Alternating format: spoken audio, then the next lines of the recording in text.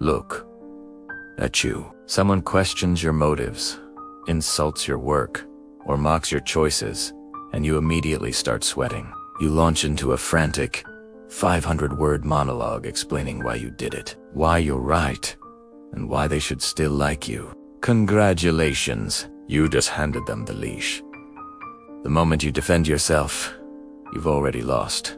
You believe you're standing up for yourself, but in reality, you're auditioning for their approval. You are telling the world that their opinion is the sun, and you are just a planet begging for a little warmth. You taught them to treat you this way. You have signaled that your frame is so fragile that a single comment from a mid-level manager or a disgruntled friend can shatter your reality.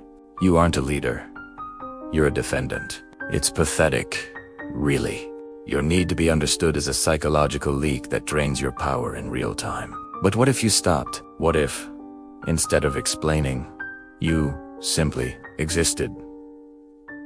Today, we stop the bleeding. I am going to teach you how to use Machiavellian silence to flip the power dynamic so violently it will make their heads spin. I'll reveal 5 ruthless laws that turn your lack of defense into an intimidating weapon, including the final law of explanation. A truth so cold, it makes honesty look like a child's toy. If you want to keep begging for validation, close the video. But if you're ready to become the one who is feared for what they don't say, pay attention. 1. The silence of the sovereign. Niccolo Machiavelli once observed, "The distance between how one lives and how one ought to live is so great that those who neglect what is done for what ought to be done move toward their destruction rather than their preservation." You believe that if you are right, the world owes you an acknowledgement of that truth. You think that if you provide enough evidence, enough logic, and enough sincerity, your opponent will drop their weapons and apologize. You believe in the fairness of the social contract. This is your greatest delusion. When someone attacks you, they aren't looking for the truth. They are looking for a reaction. They want to see your pulse quicken. They want to see you explain yourself, because explanation is the universal language of the subordinate. Every time you open your mouth to justify your actions, you are effectively saying, "Please, sir, may I have your permission to be right?" You are handing them the gavel and asking them to judge you. It's a submissive dog rolling onto its back, hoping the predator won't bite. The sovereign does not explain. The sovereign simply is. When an accusation is hurled at you, your first instinct, the one you must kill, is to speak. Instead, you will use the Machiavellian void. When they finish their attack, you will offer them absolutely nothing. No twitch of the eye, no defensive posture, and certainly no words. You will look at them with the detached curiosity of a scientist observing a particularly loud insect. By refusing to defend yourself, you deny them the hit of dopamine they get from seeing you rattled. More importantly, you create a vacuum. Humans are terrified of silence. They feel a primal need to fill it. When you don't defend, they start to wonder why. Are you so powerful that their insult didn't even register? Do you know something they don't? Are you planning a retaliation that doesn't involve words? Your silence flips the interrogation. Suddenly, they are the ones feeling awkward. They are the ones who start babbling to fill the space. They will eventually backtrack, soften their tone, or flee the conversation entirely, because they cannot handle the weight of your unbothered presence. You don't win by having the better argument. You win by being the only person in the room who doesn't need to have one. If you want to own the room, you must first own your tongue. Defense is a luxury for the weak. Silence is the currency of the powerful. 2. The counter-interrogation. Machiavelli understood the utility of redirection. He wrote, "He who seeks to deceive will always find someone who will allow himself to be deceived." But more importantly, he knew that the best way to hide your own flank is to force your opponent to defend theirs. You have a good boy complex. When someone asks you, "Why did you do that?" or "What gives you the right?" your brain treats it like a formal court summons. You believe you are legally obligated to answer the question asked. You think that by answering, you are showing respect or intelligence. In reality, you are falling for the oldest trap in the book: the burden of proof. By asking you a question, the attacker has positioned themselves as the judge and you as the defendant. You are currently working overtime to prove your innocence to a person who has no authority over you. You believe that clearing the air will bring peace. It won't. It only gives them more data points to use against you in their next sentence. You are handing them the bricks they will use to build your prison. The counter-interrogation is the art of the psychological U-turn. You must realize that a question is not a request for information. It is a tactical maneuver to steal the high ground. To flip the power, you must never answer. Instead, you must question the question. When an attack comes in the form of a query, why was this report late? Or why are you being so difficult? You do not explain the traffic, the workload, or your feelings. You pivot. You look them in the eye and ask a question that forces them to justify their right to ask in the first place. Try. Why is that your primary concern right now? Or, what outcome are you hoping to achieve by asking that? Or the most devastatingly simple, why do you feel the need to know? By doing this, you have instantly dissolved your status as the accused. The spotlight has moved. Now, they have to explain their intent. They have to justify their tone. While they are busy stuttering through a justification for their rudeness or their curiosity, you have regained total control of the frame. You aren't defending your fortress. You've just sent a strike team into theirs. This isn't just about being annoying. It's about psychological dominance. Most people live in a state of reactive anxiety. They are terrified of being found out or wrong. When you flip the interrogation, you are triggering their own deep-seated insecurities. You make them feel like they are the ones under the microscope. In the shadow mind, the person who asks the questions owns the reality. The person who answers them is merely a guest in it. Watch them crumble. They expected a shield. You gave them a mirror. There is nothing more terrifying to a small-minded critic than being forced to look at their own reflection. Stop being the witness for the prosecution against yourself. Start being the Grand Inquisitor. 3. Absorb and amplify. Machiavelli understood that brute force is the tool of the amateur. In The Prince, he noted that a wise ruler uses the very obstacles in his path to climb higher. Or, as the dark practitioners of the mind say, do not resist the strike. Become the air through which it passes. You are currently obsessed with setting the record straight. When someone calls you arrogant, lazy, or cold, your ego flares up like a wounded animal. You think, I have to show them I'm actually kind, hardworking, humble. You believe that by correcting their incorrect perception of you, you are protecting your reputation. In reality, you are just confirming their power over you. By fighting the label, you give the label life. If I call you a liar and you spend an hour proving you're honest, you've spent an hour talking about lying. You've accepted my premise. You are playing on my court, with my bow, under my rules. Your desperate resistance is the very thing that makes the insult stick. It shows that the barb found soft flesh. It tells the attacker exactly where your insecurities are buried. You've given them a map to your soul, and all they had to do was throw a cheap stone. The law of absorb and amplify is the ultimate psychological jiu-jitsu. Instead of blocking the attack, you pull the attacker toward you until they lose their balance. You don't deny the insult. You own it. You amplify it. You turn it into a joke that only you are in on. When someone tries to shame you with a label, you're incredibly selfish, aren't you? You do not explain your charity work or your why. You lean in, you smirk, you say, only on days ending in Y. I'm actually much worse than you think. Or if they say, you think you're better than everyone else? You reply, I was worried it wasn't obvious enough. I'll try to be more arrogant tomorrow. By absorbing the blow and amplifying it to the point of absurdity, you achieve 3 things simultaneously. You render the weapon useless. You cannot insult a man who insults himself better than you ever could.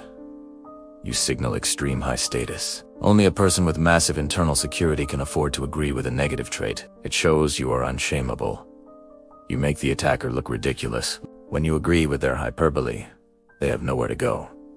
The fire dies because you refuse to give it oxygen. You aren't defending your ego. You're re-showing them that your ego is far too large to be bruised by their tiny words. You become a shadow.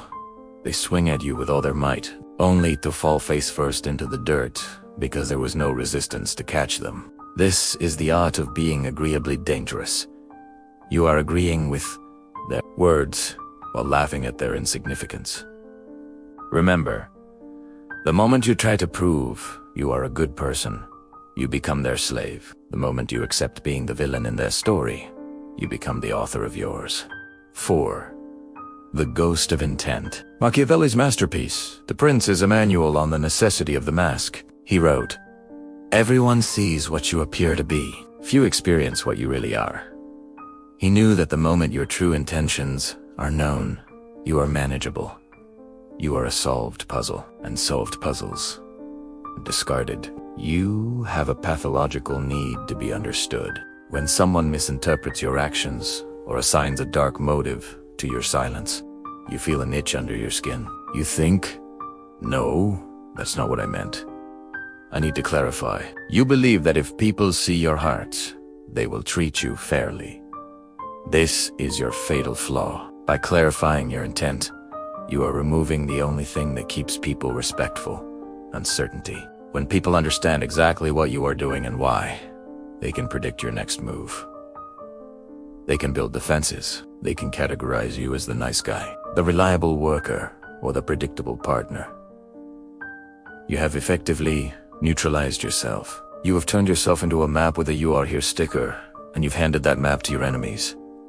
You think you're building a bridge of communication. You're actually building a target for their artillery. The law of the Ghost of Intent dictates that you must become a Rorschach test for those around you. You must remain strategically misunderstood. When someone says, "I can't tell if you're being serious or if you're mocking me," or "I don't know if you're helping me or setting me up," your response must be a cryptic, non-committal smile. Do not confirm. Do not deny. Let them sit in the discomfort of their own projection. If they think you're being ruthless, let them. They will walk on eggshells around you. If they think you're being brilliant, let them. They will defer to your judgment. If they think you're being lazy, let them. They will underestimate you until the moment you strike. By refusing to defend your intent, you maintain an aura of ambiguity. In the realm of power, ambiguity is a force multiplier. It forces others to spend their mental energy trying to decode you. While they are busy theorizing about your true nature, you are free to move toward your goals unhindered. They are fighting a ghost, a version of you that they created in their own minds, while the real you is 3 steps ahead, playing a game they don't even know exists. Never correct a favorable misconception, and never fear an unfavorable one. If they think you are dangerous, let that fear protect you. If they think you are a saint, let that mask hide your steel. The most powerful man in the room is the one who is physically present but psychologically invisible. He is the Ghost of Intent. He doesn't explain his moves. He simply lets the results speak for themselves, leaving the why to be debated by those who have nothing better to do. Let them guess. Their confusion is your fortress. Their projection is your camouflage. Before we reveal the final, most devastating law, the one that will change how you view the truth forever, join the inner circle. Subscribe to the Shadowmind Lab. We don't teach you how to be liked, we teach you how to be effective. The choice is yours. 5. The final law. The cost of explanation. Machiavelli's most terrifying insight wasn't about cruelty. It was about the economy of perception. He suggested that once a reputation is established, the truth is merely an obstacle. In the corridors of power, the motto is simple: never explain, never complain. Why? Because explanation is a tax on your status that you can never afford to pay. You believe that the truth is a shield. You think that if you lay out the facts, the timeline, the logic, the external factors, you will be exonerated. You think the truth sets you free? It doesn't. In the social hierarchy, explanation is an admission of guilt. The moment you start explaining, the subconscious mind of your listener registers one thing: panic. Only a person who is losing feels the need to narrate the game. When you explain, you are literally lowering your chin, exposing your throat, and begging for the other person to understand your perspective. You believe you are being transparent. They perceive you as being fragile. You are paying a status tax. Every word you utter in your own defense devalues your internal currency. By the time you finish your honest explanation, you have effectively told everyone in the room that you are someone who can be questioned, someone who can be pressured, and someone who cares more about being understood than being respected. The law of the cost of explanation is the ultimate flip of the power dynamic. It is the realization that the truth is your weakest weapon. If someone accuses you of something, or demands an explanation for a perceived failure, you must treat the request with the same indifference you would give a child asking why the sky is blue. You do not provide the why. You provide the result. If you are late, don't explain the traffic. Simply say, "I'm here now. Let's begin." If a project failed, don't explain the market shift. Simply say, "The outcome wasn't what we wanted. Here's the correction."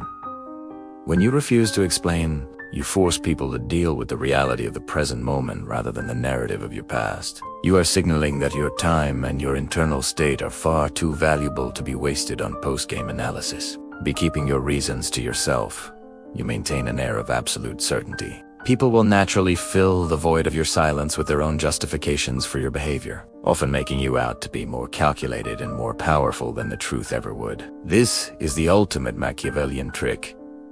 Let them rationalize for you. If you don't offer a reason, they will invent one to maintain their own sense of order. And usually, the reasons they invent for a silent, unbothered man are far more intimidating than the mundane reality of your truth. The truth is for the weak who need comfort. Silence is for the strong who need results. Every time you open your mouth to defend yourself, you are spending your power. Stop spending, start hoarding. Be the man whose reasons are a mystery and whose results are a certainty. You've spent your entire life playing the role of the defendant. You've let colleagues, friends, and strangers put you on the stand, and you've performed beautifully, begging for their not guilty verdict with every desperate explanation. But as of this moment, that version of you is dead. The next time someone tries to drag you into the mud of a defense, remember the cost. Remember that every because you utter is a leak in your power. The world doesn't want your truth. It wants to see if you can be shaken. From this second forward, your silence is your shield, and your ambiguity is your blade. If you go back to your old habits, if you start stuttering justifications the next time your ego feels a slight, you deserve the invisibility you've been suffering through. But if you can hold that silence, if you can watch them squirm in the vacuum you've created, you will finally understand what real control feels like. The courtroom is closed. You are no longer on trial. If you have the stomach for the brutal truth, join us in the inner circle. Subscribe to the Shadow Mind Lab. Most will look away. You're still here. Let's see if you have the discipline to stay.